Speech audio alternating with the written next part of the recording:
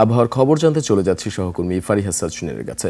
ফারিহা, আজকের আবহাওয়া নিয়ে আপনার কাছে কি কি তথ্য আছে আমাদের বিস্তারিত জানাবেন। নায়াসিনামাইড ও স্যালিসাইলিক সমৃদ্ধ লিলি ফেস ওয়াশ যা ফেসের ডেড স্কিন সেল দূর করে দেয় দ্বিগুণ ফাস্টার ব্রাইটেনিং।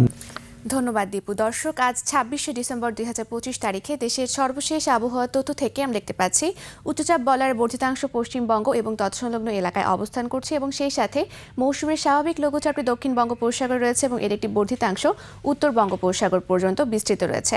আজ সারা দেশের আকাশ আংশিক মেঘলা থাকবে এবং তাপমাত্রা শুষ্ক থাকতে পারে। সেই সাথে দিনের তাপমাত্রা প্রায় অপরিবর্তিত থাকলেও রাতের তাপমাত্রা প্রায় 1 থেকে 2 ডিগ্রি সেলসিয়াস পর্যন্ত কমে যেতে পারে। সারা দেশের নানা জায়গায় মধ্যরাত থেকে ভোররাত পর্যন্ত কুয়াশা পড়ছে।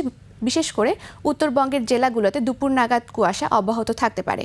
বর্তমানে বিশেষ কিছু অঞ্চলের তাপমাত্রা যদি আমরা দেখে থাকি তাহলে খুলনায় রয়েছে 17 ডিগ্রি সেলসিয়াস এবং বরিশালে রয়েছে 17 ডিগ্রি সেলসিয়াস। গতকাল সর্বনিম্ন তাপমাত্রা রেকর্ড করা হয়েছে রাজশাহীতে, যা 10.5 ডিগ্রি সেলসিয়াস এবং সর্বোচ্চ তাপমাত্রা টেকনাফে, যা 29.8 ডিগ্রি সেলসিয়াস। গত 24 ঘন্টায় রাজধানী ঢাকায় সর্বোচ্চ তাপমাত্রা ছিল 19.5 ডিগ্রি সেলসিয়াস এবং সর্বনিম্ন তাপমাত্রা 14 ডিগ্রি সেলসিয়াস। আজ ঢাকার আকাশ আংশিক মেঘলা থাকবে এবং উত্তর অথবা উত্তর পশ্চিম দিক থেকে ঘন্টায় 8 থেকে 10 কিলোমিটার বেগে বাতাস প্রবাহিত হতে পারে।